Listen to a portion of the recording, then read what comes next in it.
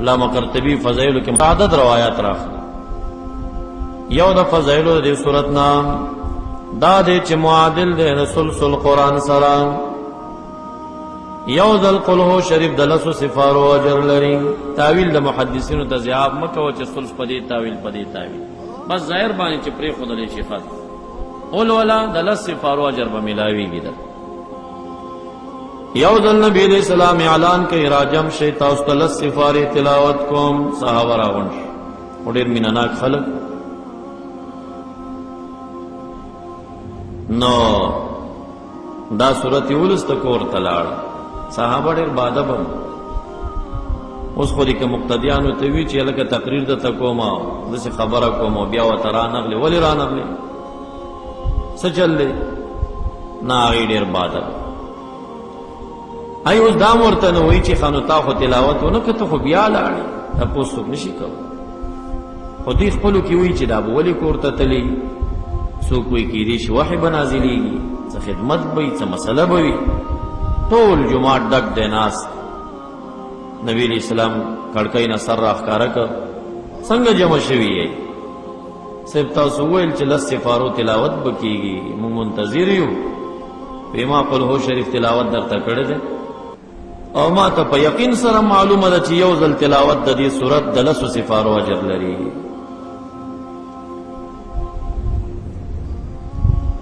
یو امام هغه به چار مونځ کولو نو یو ځل به قل هو شریف ولوستله نو بیا به بل صورت لوسته. نو دا مقتدیان یې په ډېرو قل هوګانو تنګ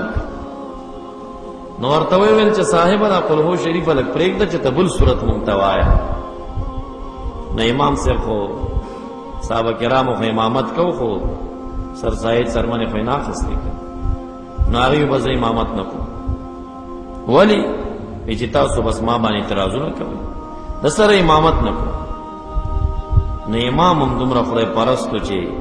داسې خو یې نه وي چې بیا خو که نه روزي نشته دا به څه چل کېږي دې ته ناست نه وم بس نه کوم امامت. جواب یې ورکړ مقتدیان هم دومره دینداره خلک وو ای پوه شو چې مونږ کې اقرا او اعلم د ده نه بل نشته. وایي نه نه خیر غیزه چې څنګه تلاوت کوې کوه خو بس جومات مه پرېږده. بیا یې مونږ شروع بیا ورته چا وي چې خو یو بل صورت وایه وی نه کوم امامت مقتدیانو دی نه پرېښوده. نو اوس خو ملا صاحب هم سرسایې څرمنو ته لګیا وي او مقتدیان هم په هغه ملا صاحب ډېر خوشحاله وي چې د حاجي صاحب په سر درد راشي نو دی نیغ کور ته ورسېدلي دا بزرګ کشف ورته کېږي چې ورشي حاجي صاحب مانځه کې مې درته کتل دا طبیعت دې ښه نه و ما وی چې لږ تپوس یې وکړم یاره زه خو وایم محمود علوسي رحمت الله علیه دا لیکلي دي حدیث پیش کوي چې څوک مالدار ته پاڅېدل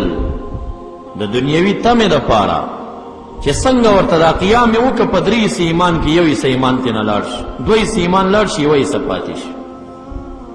چې دویم ځل ورته پاڅېده هغه یوه حصه یې درې حصې شي دوه ترېنه لاړې شي یوه پاتې شي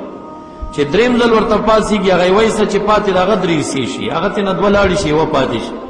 سړی د ورځې 100 کرتې مالدار ته پاڅېږي نو دې ملا کې به ایمان څه پاتې شي. حدیث شریف کې راځي صحابه تپوس کوي چې دا علم و په څه ضایع شي یا رسول الله په څه به ورک شي بالطمع علماو کې به طمع پیدا شي. نو اوس خو مقتدیان هم داسې ملا صاحب ته ډېر خوشحالېږي چې مړی وشي 15 شپېل ته حجره کې ناست دی. زمونږ دا مقتدیان چې الحمدلله دا ډېر عقیدوي خلک خو یو نیم کس داسې پسې شاوی یاره ډېر ښه استاد جیری خو په مړي ژوندي نه پوهېږي دا خبره نو هلکه جنازه مې درته کړې ده ولې نه پوهېږم په مړي ژوندي دعا ته درغلی م ولې نه پوهېږم په مړي ژوند ابل ملا صاحب 3 ورځې مونږ ته ناست دي ته ناست نه یې نه نو دا شي نه خو نشم کوم نو به کار لرم روزګار به لرم.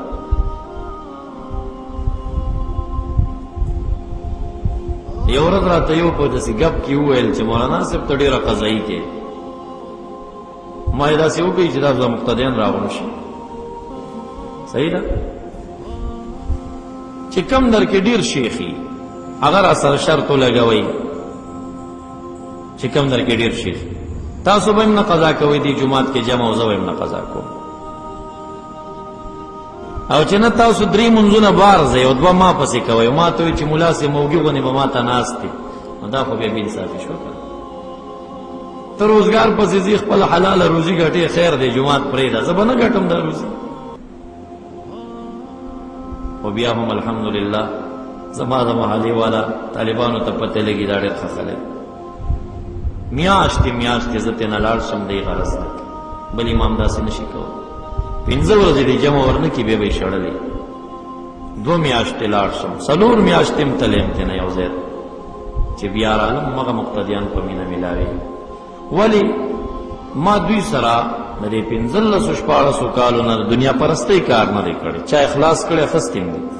خو زه چې دلته راغلم زما دا مقصد دی چې د دې مقتدیانو اصلاح وشي دی د وهابیت نه خلاص شي دی د پنجپیریت نه خلاص شي دی د غلطې عقیدې نه خلاص شي چې کله تا دا قرباني ورکړه ته خیرخوا د دی شوې مقتدیان به خپله په تا مهربانۍ بیا دی خو ډېر مینهناک خلک دي خو دلته دا مولیان دنیا پاره شو چې مولا دنیا پاره شه مقتدي به قدر نه کوي نو چې ارزي ته امام زی بس امامت دې لپاره کوي چې دا قوم ته رالم زه به د اصلاح کوم کما ته سره کیم زه به اصلاح کوم که نه یم زه به اصلاح کوم خدای تعالی به دا تاسو ته داسې تابع کړي چې بیا به ستاسو هر مشکل په همدې مقتدیانو پوره دا به ستاسو فوجي هېڅ خبره به تاسو ته مخې ته نه راځي خو د دین خدمت وکړو نو هغه ورته وایي زه امامت نه کوم بیا مقتدیان وایي چې دنه عالم نشته دی بیا یې راټینګ یو صحابي لاړه نبی علیہ السلام ته په شکایت باندې دلته مونږ ته یو امام دی او قل هو شریف نه بغیر بل څه نه لولي چې لولي اول دا لولي بیا بل صورت مونږ ورته ډېر وي خو جومات راته پرېږدي تاسو ورته سوال وکئ چې لږ بل صورت وایه نبی علیہ السلام راوغوښت ته دا قل هو شریف ولې ډېره لولي یا رسول الله والله انی احبها قسم بالله دا می خوښ دی په دې ټولو صورتونو کې مې دې سره مینه ده نبی علیہ السلام په مسکا شو ان حبها تدخلک الجنه د دې صورت دا مینه دا وتا جنت ته دننه کی چې تا د دې سره مینه ده جنتی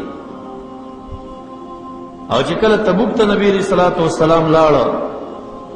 نو د انور رڼا کمزوري او صحابه عرض وکړه د انور رڼا ولې داسې ده داسې پلوشۍ لرله